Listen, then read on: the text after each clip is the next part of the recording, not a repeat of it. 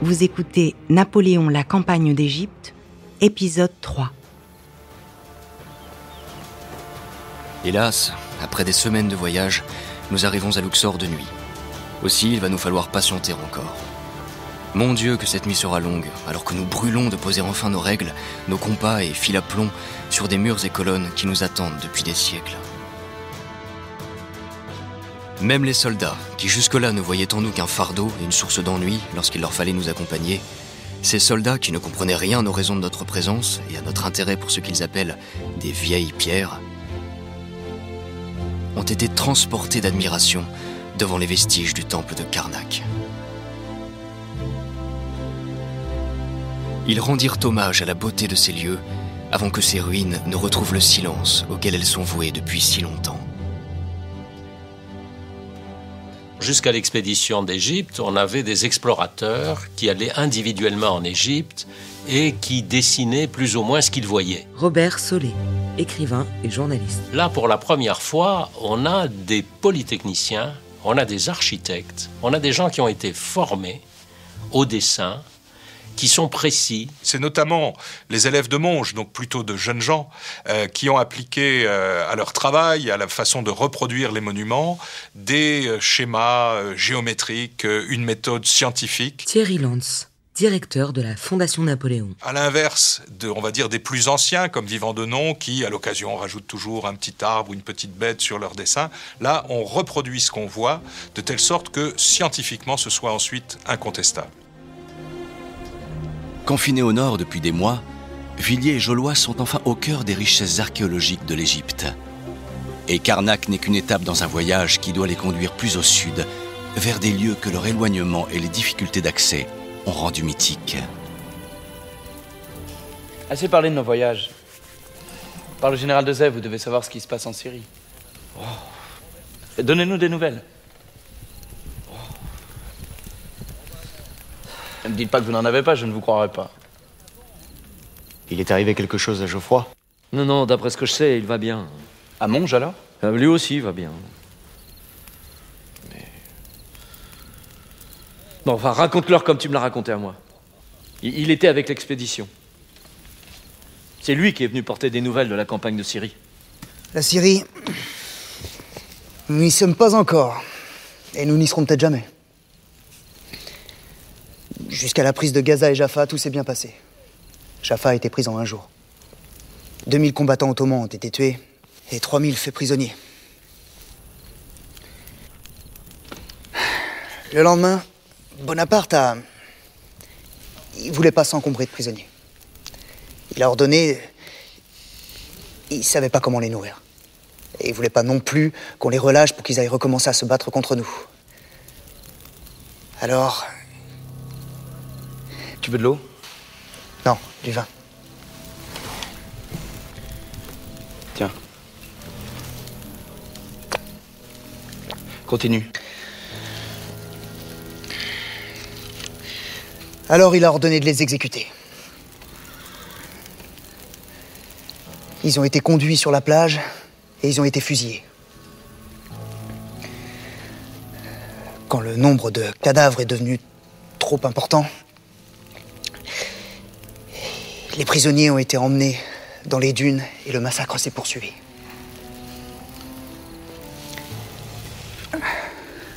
Et puis, quand les cartouches ont été épuisées, il a fallu tuer les autres à la baïonnette.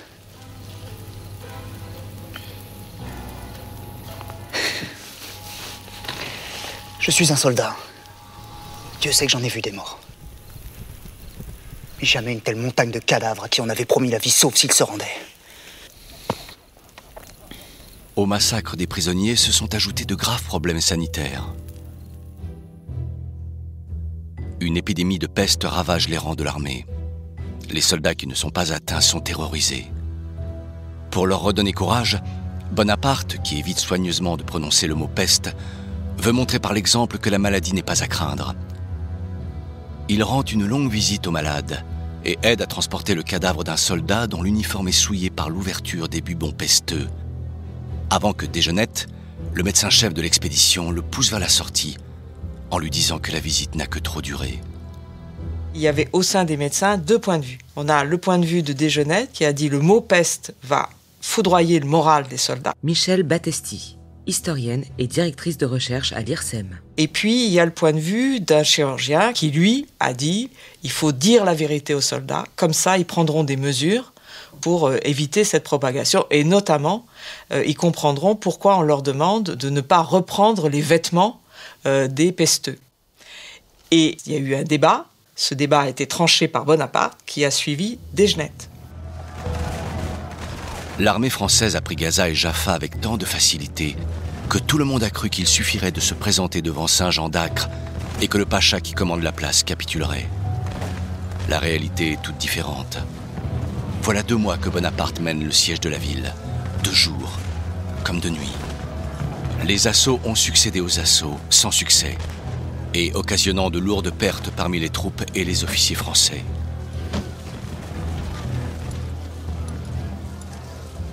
Et le général Caffarelli a été tué. Kléber est indigné par l'ampleur des pertes françaises. Il écrit « Bonaparte n'est qu'un général à 10 000 hommes par jour ». 2 navires de guerre anglais attendaient les Français dans la rade de Haïfa, au sud de Saint-Jean d'Acre, et c'est leur commandant Sidney Smith qui a organisé et dirige la défense de la ville. Officier de la marine anglaise, Sidney Smith s'est illustré en faisant incendier la flotte française à Toulon lors de la guerre menée par l'Angleterre contre la Révolution française. Il a œuvré au rapprochement de l'Angleterre et de l'Empire ottoman et reçu la mission de contrer les ambitions orientales de Bonaparte. Pour investir une place de vie force, il faut évidemment, là quand on fait le siège, il faut une artillerie de siège, une artillerie lourde. Or, les Français ont perdu la maîtrise de la mer. Ils ne peuvent plus acheminer par voie de mer, même quand ils ont commencé à le faire, ils se sont heurtés aux Anglais. Donc cette artillerie n'est pas arrivée jusqu'à Bonaparte. Donc il n'a pas les moyens matériels de prendre la ville. Ce qui fait que, il est obligé de faire un blocus à l'ancienne, un siège à l'ancienne. Thierry Lantz, directeur de la Fondation Napoléon. Un blocus qui ne peut pas fonctionner puisque les Anglais ravitaillent. Donc au lieu que ce siège ait duré, on va dire, quelques semaines, il va durer plusieurs mois.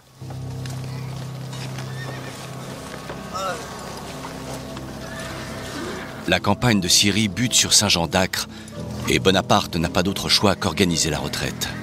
Ne voulant pas voir l'épidémie de peste s'étendre en ramenant des malades au Caire et ne voulant pas qu'ils tombent vivants sous le cimetière des Turcs, Bonaparte ordonne qu'on administre une dose mortelle d'opium aux pestiférés. Desgenette, le médecin-chef, refuse.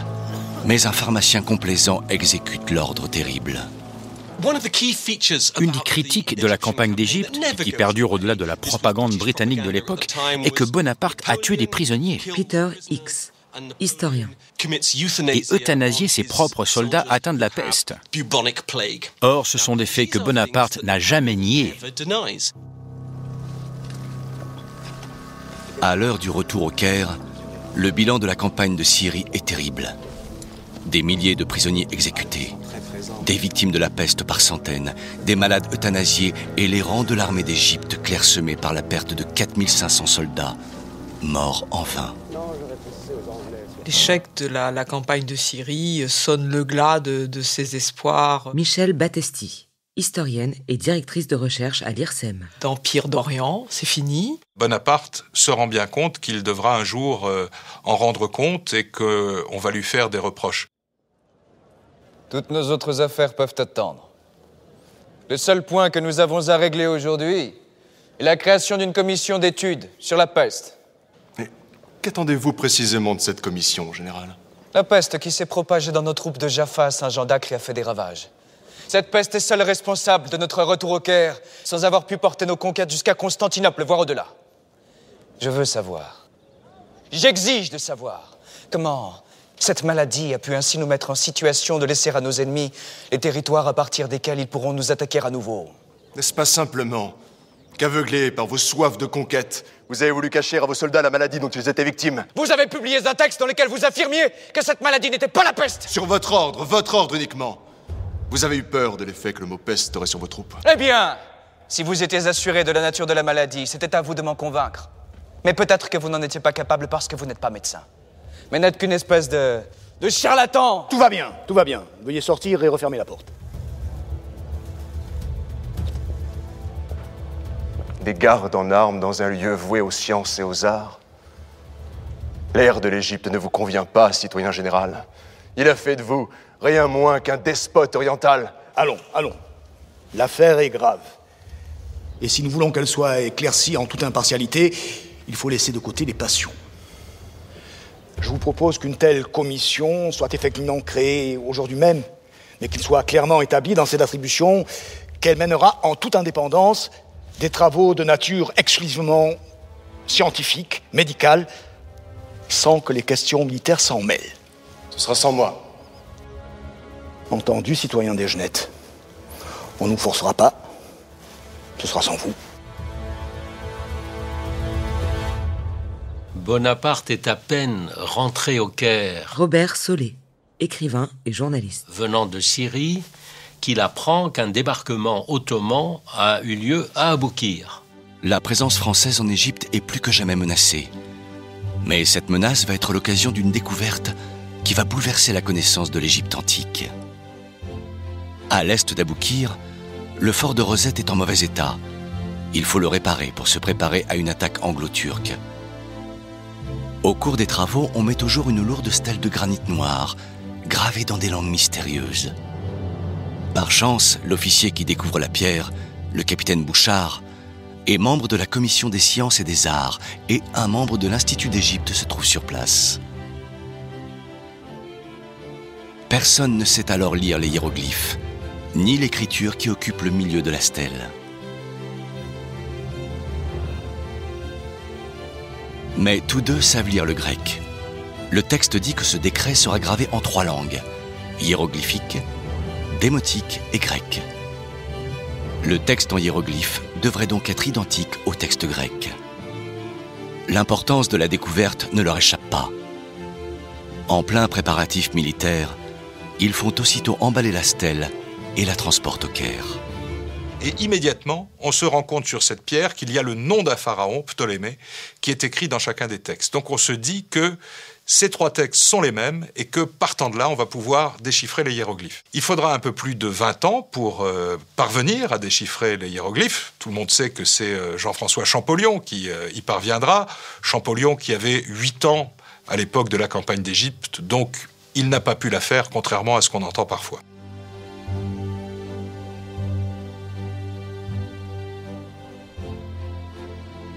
Ignorant tout, aussi bien des découvertes que de la débâcle de Syrie et des nouvelles batailles qui se préparent, Villiers et Jollois ont atteint Assouan, au sud de l'Égypte.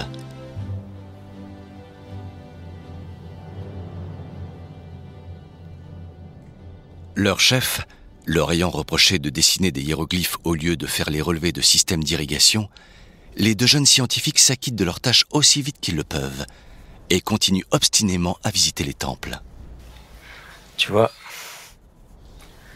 si je n'avais fait tout ce voyage depuis Paris, rien que pour voir ça,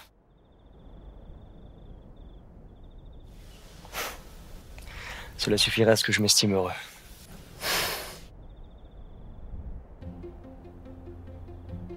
C'est ce qu'il faudrait.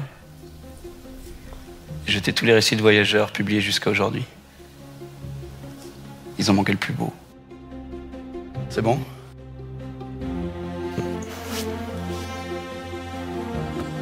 T'as demandé quoi? Un peu ne doit pas se dire, sinon il ne se réalise pas. Tu y crois? Je ne sais pas. Je pense que ça ne fonctionne que si on y croit. En tout cas, les anciens Égyptiens y croyaient, eux.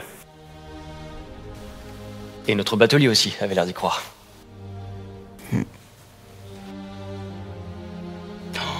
Foutre Dieu, le batelier. Nous ferions bien d'y aller, je crois qu'il ne va pas être content de naviguer dans la nuit. Alors que Villiers et Jollois ne trouvent pas assez de mots pour décrire l'émotion qu'ils ressentent devant la beauté de ce qu'ils découvrent, 1000 km au nord, à Aboukir, c'est le canon qui se fait entendre.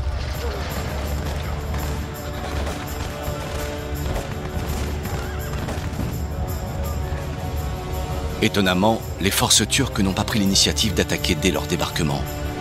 Elles n'ont pas bougé de la baie d'Aboukir laissant à Bonaparte le temps de rassembler ses troupes et de les conduire à marche forcée jusqu'à Aboukir, où les Turcs sont écrasés.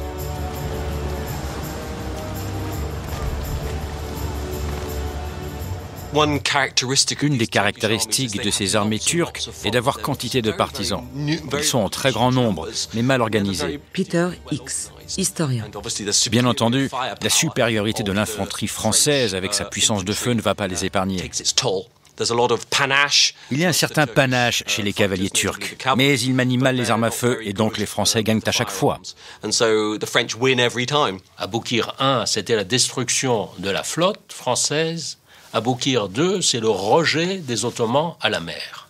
Aboukir 2 va effacer l'humiliation d'Aboukir 1. Le vainqueur des pyramides est désormais le vainqueur d'Aboukir. Bonaparte vient de prouver sa capacité à renouer avec le succès, et la vie reprend au Caire comme s'il ne s'était rien passé sur la route de Syrie. Non, non, détrompez-vous. Comme tous les enfants, je jouais aux soldats, mais je ne m'imaginais pas une seconde générale. Et ne croyez pas que je sois heureux de l'être aujourd'hui. J'emporte la charge par dévouement à ma patrie, non par goût.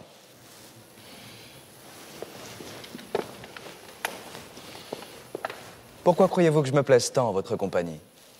Enfant, je me rêvais inventeur. Je m'imaginais devenir l'égal d'un Newton. Newton ayant résolu le problème de l'attraction, il n'y avait plus de place à prendre. Et que sait-on des mouvements des corps les plus petits? Que sait-on des molécules, de l'atome? Presque rien. J'aurais volontiers laissé les planètes à Newton pour me pencher sur les secrets de la vie et de l'univers. Nous aurons largement le temps de poursuivre cette discussion. Mais je dois maintenant vous laisser. Messieurs. J'ai là, général, un mémoire que j'aimerais faire parvenir à l'Institut de France. Pensez-vous avoir une occasion de le faire passer?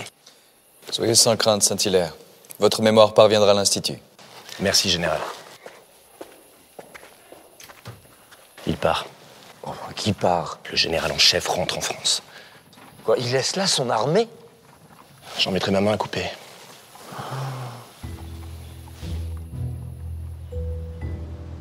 Dans le secret de la nuit, Monge et Berthollet, les chefs des scientifiques et l'artiste vivant de nom, ont fait discrètement transporter leurs effets personnels à Aboukir. On n'attend plus qu'un dernier passager, et non des moindres, l'organisateur de ce clandestin voyage. 1 an après son arrivée en Égypte, Bonaparte rembarque à destination de la France. Bonaparte quitte l'armée sans prévenir personne. Thierry Lantz, directeur de la Fondation Napoléon. Et notamment pas son successeur, celui qu'il nomme général en chef à sa place, qui est le général Kléber. Kléber l'apprend par une simple lettre, ça va le rendre furieux, mais comme il est quand même maintenant en charge de cette armée qui est tout de même encore en difficulté, il va adresser une proclamation aux soldats dans laquelle il cache ses réels sentiments. Soldats, des motifs impérieux ont déterminé le général en chef Bonaparte à passer en France. Un puissant secours va vous arriver, ou bien une paix glorieuse va vous ramener dans votre patrie. En recevant le fardeau dont Bonaparte était chargé, j'en ai senti l'importance et tout ce qu'il avait de pénible. Mais appréciant d'un autre côté votre valeur, je n'ai plus consulté que l'honneur d'être à votre tête, que l'honneur de vous commander, et mes forces se sont accrues. La réalité est qu'après le désastre de la campagne de Syrie, Kléber hérite d'une situation catastrophique. Il écrit au directoire en soulignant le manque d'armes et de munitions et la perte d'un grand nombre d'hommes. Dans l'espoir d'obtenir de l'aide, il noircit même le tableau en décrivant des soldats qui vont nus et n'ont plus rien à manger parce que les caisses sont vides. Mais cela ne va pas tarder à se retourner contre lui. Au moment où Bonaparte touche la terre de France, contrairement à ce qu'on pourrait imaginer, il a quitté son armée quand même, il a presque déserté, comme diront certains, Bonaparte va être triomphalement accueilli. Depuis des mois, dans la République, il y a des rumeurs de coup d'État. Il faut dire que le Directoire, qui est le régime de cette époque, en a connu plusieurs dans les années précédentes, et on imagine à ce moment-là que le directeur Emmanuel Sieyès, qui vient d'accéder au pouvoir, prépare ce qu'on appellerait un coup. Or, pour réaliser ce coup, il a besoin d'un général, il a besoin d'un sabre, comme il disait. Et après avoir hésité sur le sabre, il apprend le retour d'Égypte de Bonaparte et un général qui est présent avec lui, le général Moreau, lui dit « Voici votre homme, il fera le coup beaucoup mieux que moi ».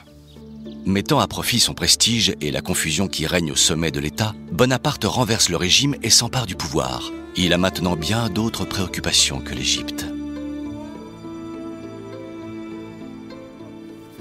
Ignorant du départ de leur chef, Villiers et Jollois ont laissé leur équipe rentrer au Caire et se sont arrêtés à Thèbes, en face de Luxor, où ils étaient restés trop peu de temps à l'aller.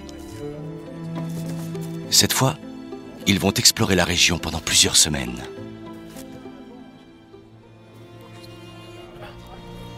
Après avoir fait nous-mêmes toutes les recherches possibles pour trouver des momies, nous nous sommes adressés à un de ces hommes qui font profession de fouiller les tombes pour y trouver des amulettes ou objets qu'ils revendent fort cher.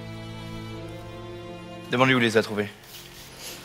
Pressé par nous de questions, il nous a dit qu'on avait un jour découvert dans la montagne avoisinante des momies de chiens. Il peut nous emmener ? Je lui ai promis une forte récompense s'il nous emmenait à l'emplacement de ces momies. Oui, avec toi. Alors qu'ils espèrent trouver des corps humains embaumés, Villiers et Jollois devront se contenter de momies d'animaux. Mais à force de creuser partout, ils vont faire une découverte bien plus importante. Depuis l'Antiquité romaine, on connaît 11 tombes dans la vallée des rois, à Thèbes, où ne sont enterrés que des pharaons. Les deux jeunes savants en découvrent une 12e.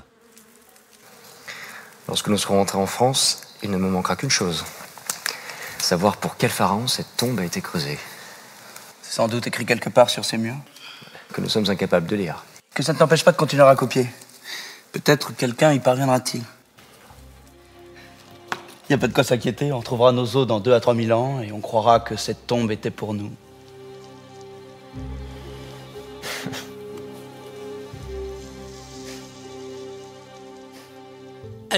Les jeunes savants ont été un vrai cadeau de la France offert à l'ancienne civilisation égyptienne. Ahmed Youssef, historien et membre de l'Institut d'Égypte. Malgré toutes les difficultés politiques et militaires rencontrées, les jeunes savants ont trouvé le temps de faire des dessins des monuments pharaoniques. Ils les ont analysés, regardés, visités, comparés et ont écrit des rapports qu'ils ont présentés ensuite à l'Institut du Caire.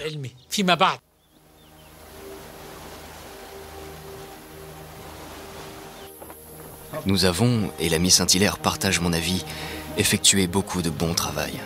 Mais nous avons amassé une telle quantité de mesures et dessins que leur mise en ordre ne pourra se faire que lorsque nous serons de retour au Caire. Ou mieux, en France. Car je crois que pour notre mission, nous l'avons remplie et pouvons maintenant sereinement envisager notre retour.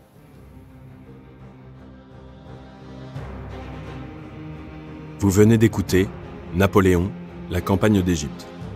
Si vous avez aimé ce podcast, vous pouvez vous abonner sur votre plateforme de podcast préférée et suivre Initial Studio sur les réseaux sociaux. Napoléon, la campagne d'Égypte est un podcast coproduit par Initial Studio et Dockside Productions, adapté du documentaire audiovisuel éponyme produit par Dockside Productions et Indigène Productions, en association avec Z, et réalisé par Fabrice Ourlier. Production exécutive du podcast, Initial Studio. Production éditoriale, Sarah Koskiewicz et Mandy Lebourg. Montage, Camille Legras. Avec la voix d'Emmanuel Yacoubi.